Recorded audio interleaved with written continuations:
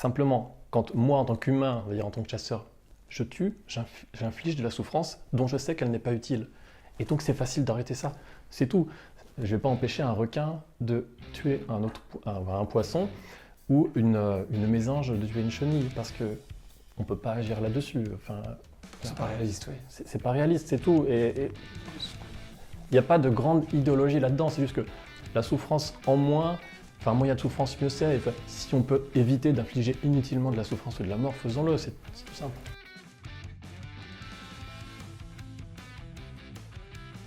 Si on a un chien qu'on aime et qu'on veut l'euthanasier, on ne va pas le mettre à 30 mètres et tirer dessus au fusil. On va lui faire une piqûre chez le vétérinaire. Dans le pire des cas, si jamais il faut qu'il meure. Donc là, en fait, on sait qu'on génère de la souffrance, même en faisant le moins mal possible, même si l'animal il reçoit la balle entre guillemets au bon endroit, personne n'aurait envie de mourir comme ça. Donc on sait que biologiquement, physiologiquement, l'animal souffre, et on le fait pour le plaisir d'une activité qui englobe tout ce que vous dites, mais qui englobe aussi, et c'est le cœur de ça, le fait de tuer, en faisant souffrir de façon absolument non nécessaire, juste pour s'amuser finalement. C'est ça qui est contestablement. Pour moi, là, c'est aussi un sujet qui est important sur la souffrance, c'est qu'on essaie d'anthropomorphiser en fait, le débat sur est-ce que les animaux souffrent ou pas. Je ne pense pas que les animaux, déjà, on leur a posé la question, mais c'est surtout que, en fait, c'est pas le sujet pour moi aujourd'hui de est-ce qu'on fait souffrir les animaux. Non, les chasseurs font pas souffrir les animaux.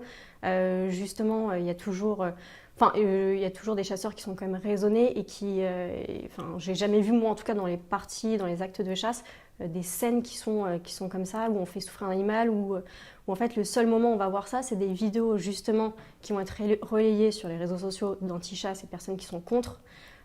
Pour essayer justement de donner une image qui est fausse en fait et qui ne représente pas la majorité des chasseurs aujourd'hui.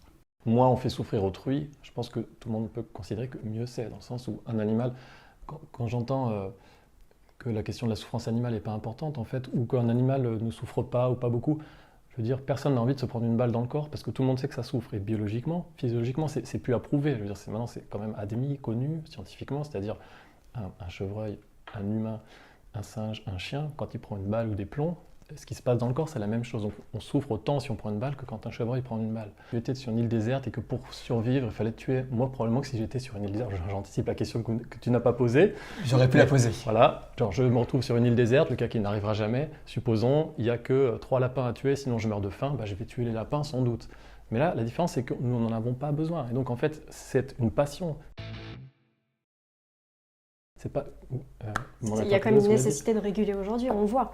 On prend le canton de Genève, un exemple typique où la chasse a été interdite il y a des années. Et aujourd'hui, on voit quand même que depuis, il y a eu quand même 40 000 animaux qui ont été tués. La chasse, elle est interdite, mais le tir est autorisé. Mais on le voit aujourd'hui, c'est pareil en France. Comment on ferait aujourd'hui, quand on voit que le territoire national, la moitié, c'est des cultures, pardon, comment on ferait aujourd'hui juste pour pas avoir des dégâts? Simplement, il faut voir pourquoi, dans quel but.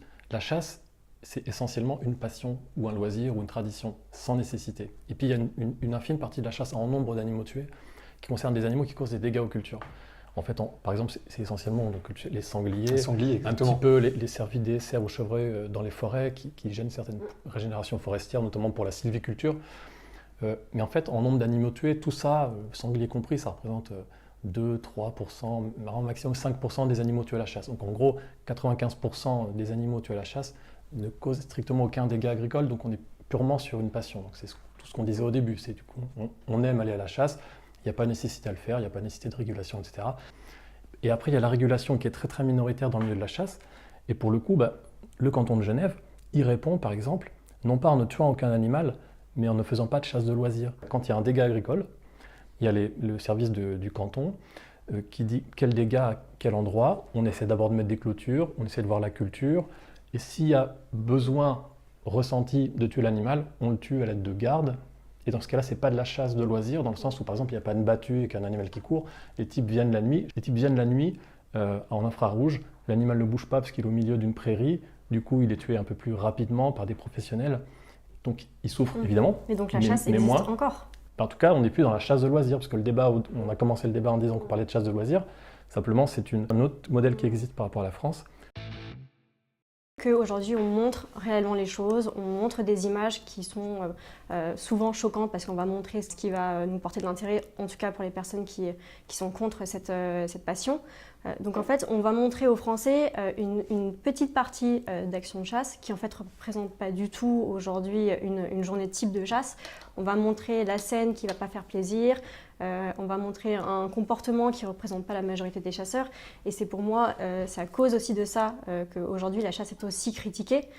Et c'est ce que j'essaye en tout cas tous les jours de faire, c'est de montrer qu'il n'y a pas que ça. Au contraire, les chasseurs sont bienveillants, respectent la nature, respectent les animaux et on ne fait pas souffrir les animaux comme on peut le penser. Sinon, fort heureusement, la plupart des gens qui sont plutôt opposés à la chasse, et donc qui sont majoritaires à la ville comme à la campagne, fort heureusement qui font un petit peu pression parce que la chasse est encore politiquement ultra forte et surreprésentée par des politiques notamment qui ont une vision complètement archaïque de la campagne, des hommes ou femmes politiques qui, eux ne comprennent rien aux enjeux écologiques, mais par contre, qui ont un lavage de cerveau permanent par le lobby de la chasse, qui font qu'ils prennent des décisions pro-chasse qui sont défavorables, bon, évidemment aux animaux, mais qui sont défavorables aussi à l'ensemble de la population plutôt anti-chasse. Je parlais des gens qui sont gênés par la chasse à la campagne. Les Français qui sont en tout cas contre la chasse aujourd'hui ne la connaissent pas et c'est un vrai problème.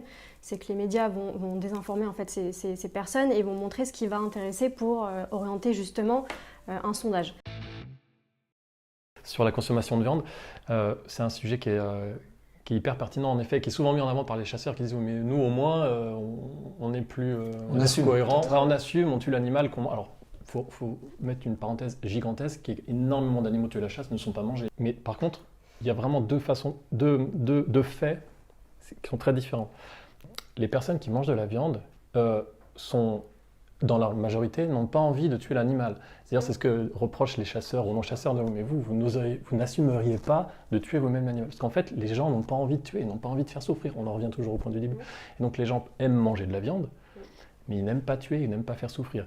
Et je pense que si les gens, dans la majorité, qui aiment manger de la viande, apprenaient qu'on peut, si on pouvait, je ne sais pas moi, produire de la viande sans faire souffrir les animaux, je pense que la majorité des gens qui mangent de la viande diraient oui, je prends. Et les chasseurs, eux, leur problème n'est pas d'avoir de la viande, parce que d'ailleurs la plupart des chasseurs, ils achètent aussi de la viande issue des mêmes circuits. Genre, les chasseurs, ils vont aussi au supermarché acheter de la viande d'élevage industriel. En fait, les chasseurs, c'est pas qu'ils aiment la viande et ils voudraient bien pouvoir en manger sans faire souffrir les animaux, c'est qu'ils aiment être dans la nature pour, notamment, c'est au cœur du truc, tuer un animal et parfois manger de la viande.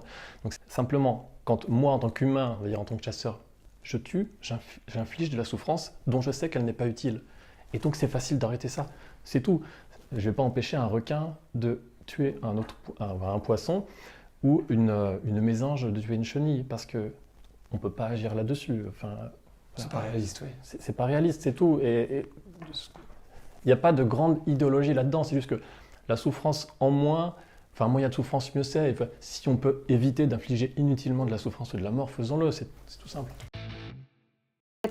Chaque animal aujourd'hui pour moi doit rester à sa place et il y a une différence à faire entre l'animal domestique et l'animal sauvage et je pense qu'aujourd'hui on essaye un peu trop de se mettre à la place des animaux justement et essayer justement de les rendre mignons, de les rendre beaux, de les rendre jolis et justement on perd un peu cette notion. Je pense qu'il faut vraiment essayer de réfléchir à ce qu'on est, nous, humains, c'est-à-dire nous sommes des animaux, mais qui avons une capacité gigantesque de conceptualisation, mais qui avons surtout... De collectif. Bon, le collectif comme beaucoup d'autres animaux, mais peut-être plus poussé effectivement chez les humains. On est capable dans notre histoire, et ça a été nécessaire dans notre histoire qu'on soit à la fois empathique et à la fois capable de violence.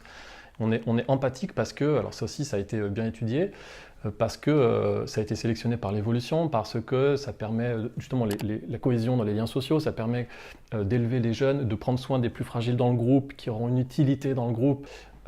Donc effectivement, la société progresse, à mon sens, dans la direction d'une meilleure prise en compte de l'intérêt des animaux et de l'écologie.